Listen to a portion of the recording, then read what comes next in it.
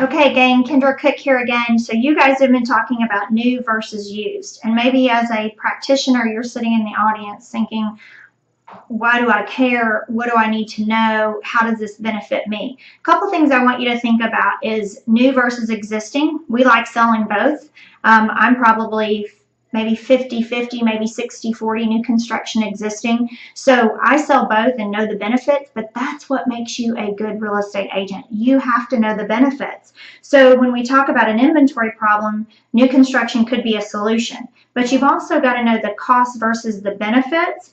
And you've got to know that when you take a client in there, you've got to help them make a good decision, a good business decision for themselves. So when you look at timing, is the timing going to work for them? But more importantly, is new versus existing. So if they're looking at an older home and they're looking at a new home, what's the benefits of the new and what's the benefits of the existing? And we know in new construction, one of the greatest assets that somebody has in their pocket when they buy new construction is the warranty.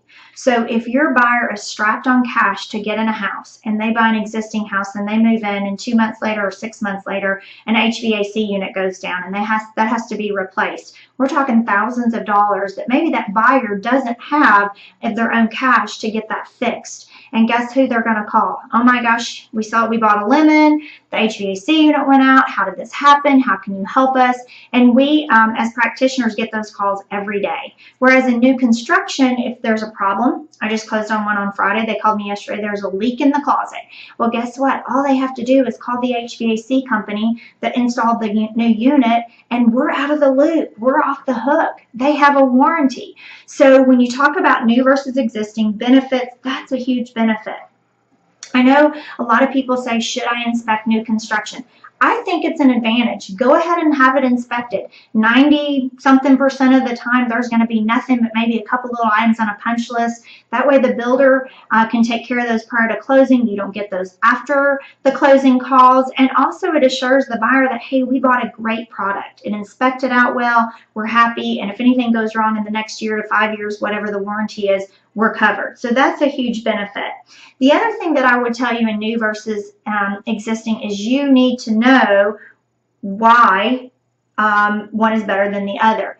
And whether it's efficiency in the units, maybe the windows in the existing house are older, so their efficiency of their heating and air unit's not going to be as good. Maybe we talked about warranty, so there's things there. But also, I always really drive home to folks, this is never your last home. We always say, oh, I'm going to live here forever. I just did it myself. I'm selling my dream home that I built that I thought I would retire in.